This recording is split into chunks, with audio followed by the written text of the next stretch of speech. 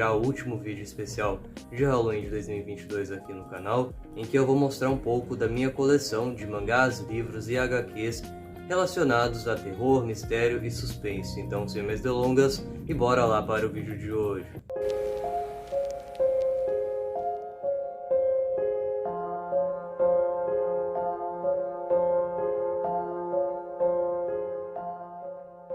Bem, eu estou gravando esse vídeo em um cenário diferente, pois eu estou em outro cômodo aqui da minha casa. Isso porque está fazendo um calor danado aqui em São Paulo, e como o meu quarto é o cômodo mais quente aqui de casa, ficaria bem ruim de gravar esse vídeo aqui para vocês. Então, eu espero que vocês não se incomodem tanto com esse cenário meio sem graça aqui desse vídeo, mas eu espero que no próximo a gente já volte ao nosso cenário habitual. Mas de qualquer forma, o que importa de verdade é o conteúdo, e hoje eu vim trazer algumas recomendações e ao mesmo tempo mostrar alguns dos meus livros que tem essa coisa relacionada ao Halloween, que você pode aí pegar essas indicações para ler nesse período do ano. Mas antes de mostrar estes livros, eu vim fazer algumas recomendações de alguns mangás que eu não tenho mais fisicamente, mas que eu não poderia deixar de citar em um vídeo como este. Primeiramente vou falar um pouco desses materiais e depois eu mostro de fato a minha coleção. Começando com a obra de um mangaka que atualmente aqui no Brasil dispensa apresentações, isso porque diversas de suas obras estão sendo publicadas aqui, tanto pela Pipoca Nankin, a Devir e a Darkside, né? E a recomendação que eu deixo aqui para vocês é da sua obra-prima, né, chamada Uzumaki, que foi originalmente lançada no Japão no ano de 1998 e completa em 3 volumes.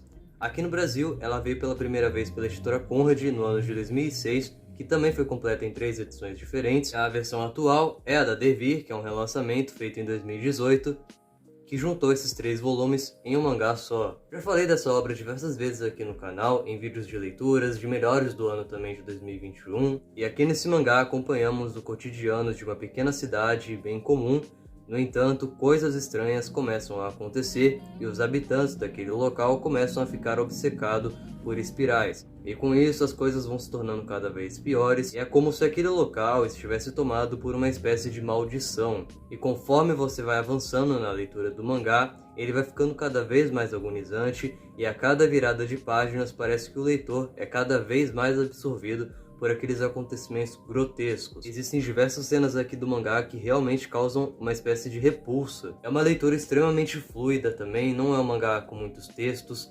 O ponto forte dele aqui é o seu traço, é as cenas impactantes que o Junji Ito consegue desenhar, e ao final dessa leitura você não vai enxergar as espirais da mesma forma que antes. Prosseguindo, agora eu vou trazer uma indicação de um mangá que eu trouxe resenha aqui no canal no ano passado, inclusive é um vídeo bem detalhado, que eu recomendo que vocês assistam logo depois de ver esta lista de hoje. Eu estou falando do mangá Ring, o Chamado, que no Japão foi lançado em 1999 e no Brasil ele foi trazido pela editora Conrad em meados de 2005 e é uma obra completa em somente 2 volumes. Com certeza você já deve ter ouvido falar do filme O Chamado, que tem 2 versões, né? Uma americana e uma japonesa. A original é a que vem do Japão.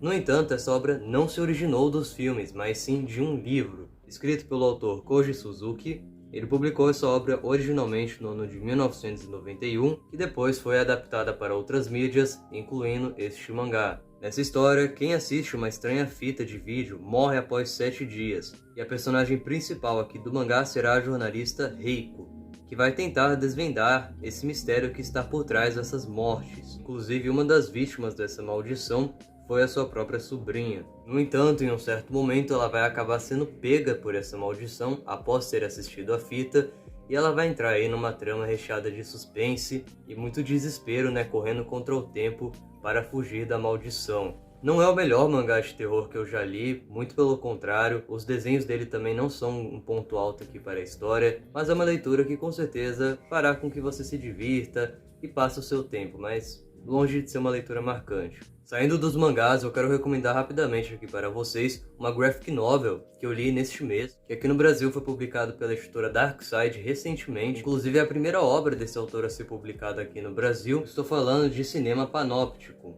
Inclusive neste ano a editora Darkside lançou uma outra obra dele, chamado A Floresta, que tem essa mesma pegada. Nessa obra desenhada por Thomas Ott, vamos acompanhar uma garotinha que está em uma espécie de parque de diversões, que vai entrar em uma das atrações, que se trata de uma cabine escura repleta de caixas com pequenos filmes. E junto desta garota vamos assistir essas filmagens. Então é como se o quadrinho ele fosse dividido em vários contos, pequenas histórias curtas diferentes uma das outras, que sempre tem um final bem grotesco ou inusitado. É um quadrinho quase que completamente mudo, a gente não tem nenhum diálogo aqui durante a história, então realmente o traço e as expressões dos personagens são um grande foco aqui deste material. O visual ele se sobressai ao roteiro, né? Porque realmente não tem muita parte escrita aqui neste quadrinho.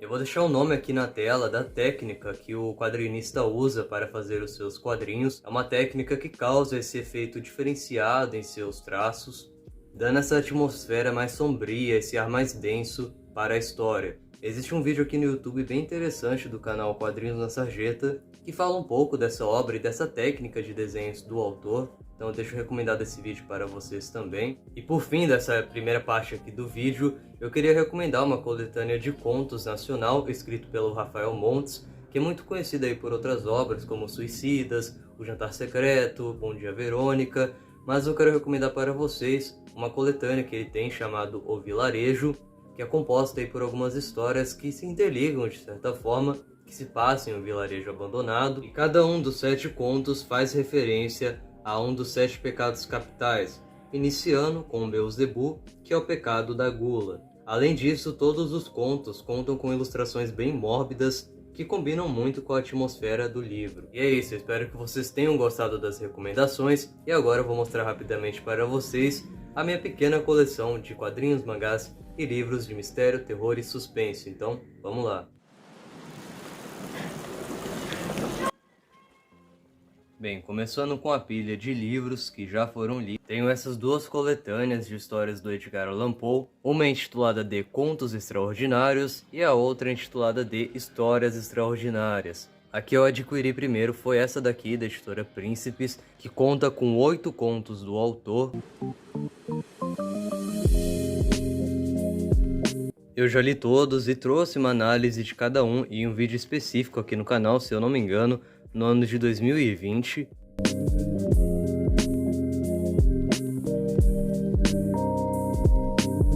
A fonte tem um tamanho muito bom, tem algumas ilustrações no início de cada capítulo. No entanto, a edição que eu mais recomendo é esta daqui, da Companhia de Bolso, que além de contar com bem mais contos do que essa coletânea aqui da editora Príncipes, possui uma tradução muito melhor. Ela também conta com uma pequena apresentação escrita pelo próprio tradutor. E vale ressaltar que este ano a gente teve análise do conto Berenice, e este conto está presente aqui nesta coletânea. O próximo é um livro que eu li neste ano de 2021 e que foi uma das melhores leituras que eu tive. Eu estou falando de O Bebê de Rosemary, nessa nova edição da Dark Side. Se trata de um terror psicológico que ganhou uma adaptação cinematográfica que ficou muito famosa e que é bem fiel ao livro, mas eu ainda assim prefiro a obra original, que é este romance aqui, que me impactou assim do início ao fim. A escrita do Aaron Levy é muito fluida e muito boa também. A construção da protagonista aqui nessa história também é muito interessante, fora que essa edição da Dark Side é muito bonita, ela possui essas fotografias, algumas ilustrações, tem esse corte em rosa e é uma versão capa dura, assim como a maioria dos livros da Dark Side. O próximo é Assassinato no Expresso do Oriente, da Agatha Christie. Creio eu que esse seja o livro mais famoso dessa escritora, que é especialista quando a gente fala de histórias de suspense e investigação, com seu detetive Poirot. É um livro que eu gosto muito, já fiz vídeo para ele aqui no canal, é um vídeo até que um tanto quanto antigo, quero reler este livro um dia, mas antes eu quero ler outras obras aí da escritora, e eu aproveito para pedir recomendações de vocês de outros romances da Agatha Christie que vocês recomendam que eu leia. No entanto, meu primeiro contato com essa escritora não foi por meio de Assassinato no Expresso do Oriente, mas sim por esta coletânea de contos que foi publicada de forma póstuma, que é intitulada de O Incidente da Bola de Cachorro. Aqui no Brasil, ela foi publicada pela editora Leia. Esse é um livro em versão econômica, então ele tem as folhas brancas, não tem orelhas, é uma edição bem simplesona mesmo. E eu falei um pouco deste livro com vocês em uma maratona literária que eu havia feito em 2017, salvo me engano, Se vocês encontrarem aqui no canal, depois deem uma conferida. A Mulher na Janela, que é um livro que dispensa apresentações, se tornou um best-seller desde seu lançamento e tem uma adaptação cinematográfica para a Netflix, que eu não gosto nem um pouco, mas o livro é interessante, não é o melhor livro que eu já li na minha vida, mas é uma história que te prende. Se trata aí de um thriller psicológico. Eu gosto muito do desenvolvimento da personagem principal aqui deste livro, que tem agorafobia e que passou aí por um trauma bem grande em sua vida. O final da história também é bem surpreendente. Falando em livros best-seller, temos aqui A Caixa de Pássaros, ou Bird Box, que ganhou uma adaptação muito famosa na Netflix. Eu gosto do filme da Netflix, mas o livro é ainda melhor. Ele tem uma continuação chamada Mallory, que eu infelizmente ainda não li.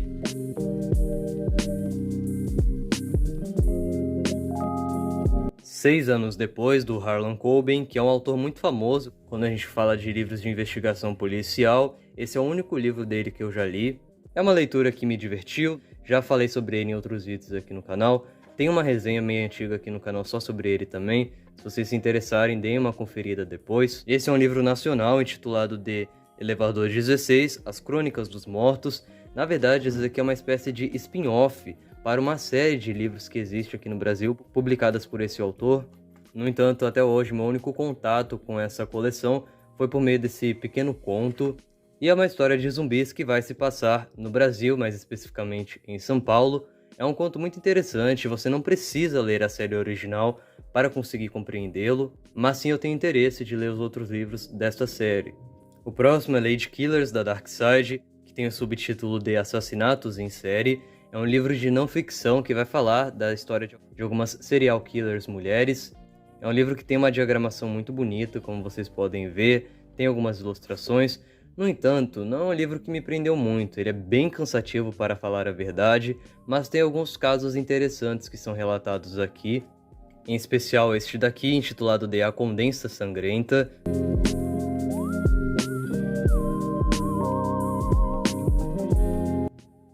E por fim dessa primeira leva, temos um livro do H.P. Lovecraft, considerado um dos grandes escritores quando a gente vai falar de histórias de horror e suspense. Ele tratou muito do medo do desconhecido em seus livros. Eu li ele em 2018 e eu falei um pouco sobre ele em uma maratona aqui do canal também, um vlog de maratona. É uma edição muito bonita, ela é bilíngue também, então tem uma parte que é em português e aqui na outra página é o texto original em inglês. Prosseguindo, vamos agora à pilha de livros ainda não lidos. Iniciando com esse da Dark Side, que está em uma das minhas metas de leituras para 2022. Eu queria ter lido ele neste mês de outubro, mas não foi possível. É intitulado de Menina Má. Eu sei que esse é um livro de terror psicológico também, que é um tipo de história que eu gosto muito, que vai retratar a história de uma menina que é um tanto quanto psicopata.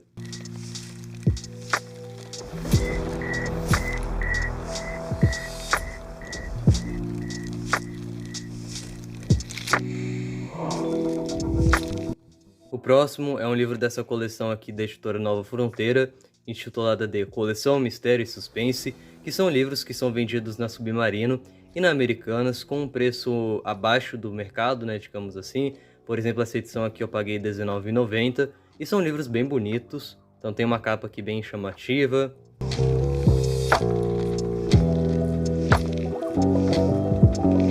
E o livro em questão é A Volta do Parafuso, do Henry James.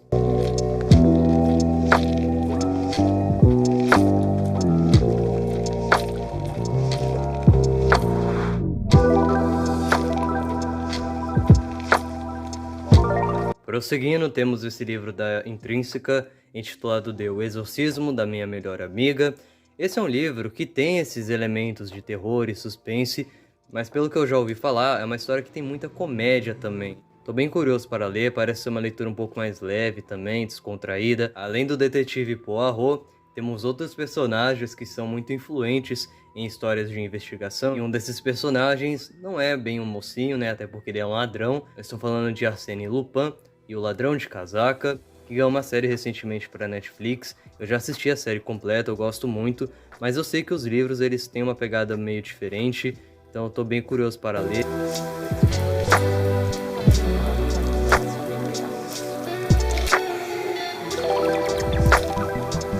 Por fim, temos esse livrão da Dona Tarte, intitulado de A História Secreta. Eu sou doido para ler este livro, só me falta realmente coragem para ler um calhamaço deste tamanho aqui. Eu sei que é uma história que vai envolver assassinato, ela tem um tom mais Dark Academia, né, digamos assim. Então eu tô bem curioso para ver como vai ser a ambientação desta história aqui. Me digam aí embaixo nos comentários se vocês já leram este livro e o que acharam dele. Indo para a pilha de mangás, eu trouxe apenas o volume 1 para representar cada uma dessas coleções, iniciando com Witches, um mangá completo em apenas 2 volumes, que vai trazer uma história de bruxas, mas não bruxas do jeito convencional, de um jeito que a gente está acostumado a ver. Tem todo aquele estereótipo, né, de voar numa vassoura, usando um chapéu pontudo. Não, aqui não vai ter nada disso. E é um mangá que tem traços assim absurdos. O traço aqui desse mangaka é incrível, recheado de detalhes. Os cenários que ele desenha também são um grande ponto alto aqui de sua obra.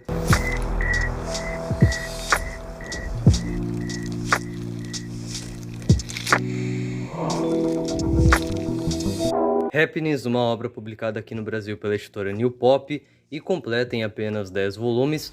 E essa é uma história de vampiros. Eu sei que histórias de vampiros estão um pouco batidas, né, atualmente, mas aqui o autor consegue trabalhar essa temática que tá defasada de uma forma bem interessante. É um mangá bem maluco, que tem um final mais maluco ainda, então faz jus à obra. Enfim, eu deixo muito recomendado aqui para vocês também. Death Note, um mangá completo em 12 volumes, que eu infelizmente tenho apenas os 8 primeiros, e é uma obra que eu creio que dispensa apresentações, né? Aqui no Brasil ela foi publicada pela editora JBC, gosto muito dos traços desse mangá também.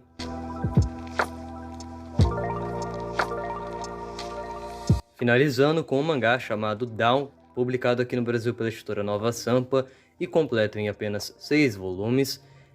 É um mangá um tanto quanto esquecido aqui no Brasil, muito por conta da editora que acabou publicando ele, que realmente até sumiu do mercado. E é um mangá shoujo, mas é um shoujo que foge daquele padrão de romance colegial, que se passa num cotidiano e tudo mais. Claro, vai ter romance, vai ter esses elementos de mangá shoujo, mas é uma história que parte muito mais pro lado da investigação, e tem até algumas cenas meio gore aqui dentro também. Indo agora para a pilha de quadrinhos, iniciando com esse, publicado pela editora Darkside, intitulado de Aurora nas Sombras. É um quadrinho que, por meio do traço, você pode achar que é uma história bobinha, infantil, mas não, é um mangá bem grotesco.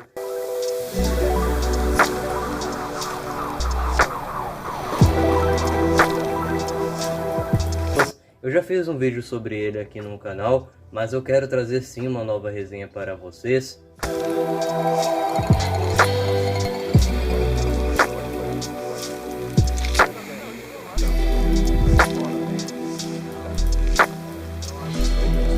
O próximo é um quadrinho nacional da editora Draco, intitulado de Terra Morta, a Obsessão de Vitória. É uma história de apocalipse zumbi e que vai fazer uma certa crítica aí ao como hoje em dia, né, na tecnologia, a gente não dá a devida atenção às coisas e a gente só quer realmente saber dispor a nossa vida.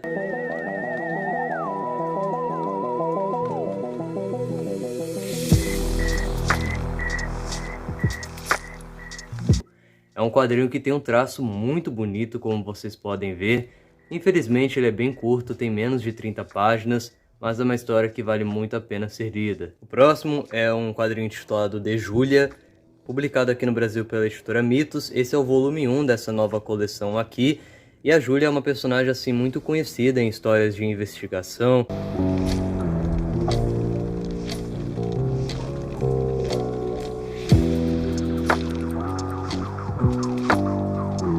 E claro, em um vídeo como esses eu não poderia esquecer de comentar sobre as edições da Super Saga do Fim do Mundo de Turma da Mônica Jovem e uma outra história de Halloween também que faz parte aí da revista. Iniciando com essa edição aqui de número 39 da primeira série da revista, intitulada de Histórias de Arrepiar.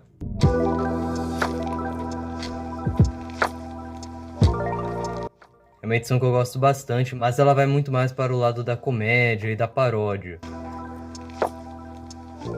Agora, para representar a Super Saga do Fim do Mundo, eu trouxe aqui algumas edições, iniciando com essa intitulada de Dia das Bruxas, a número 63 da primeira série da revista, que também foi a minha primeira edição de Turma da Mônica Jovem, então eu tenho um carinho especial por ela.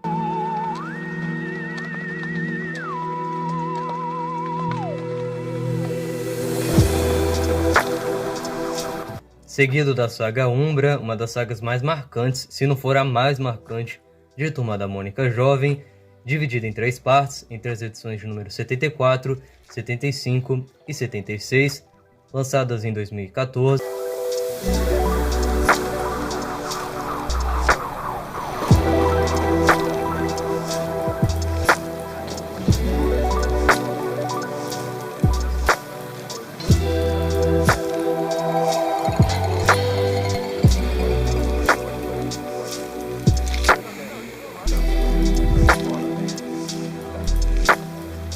E por fim tem essa edição especial aqui de relançamento em capa dura da saga A Torre Inversa, que eu fiz uma leitura conjunta dessa saga com vocês no início desse ano aqui no canal. Tem até uma live que eu comento mais sobre essa história com vocês, então eu vou deixar ela linkada aqui nos cards, caso vocês queiram conferir depois. Mas é uma edição muito bonita, tem esse formato bem grande, né? Ela é bem maior aqui do que a revista convencional, publicada num papel couché, que é um papel de alta gramatura, e que junta as 3 partes da saga em uma edição só.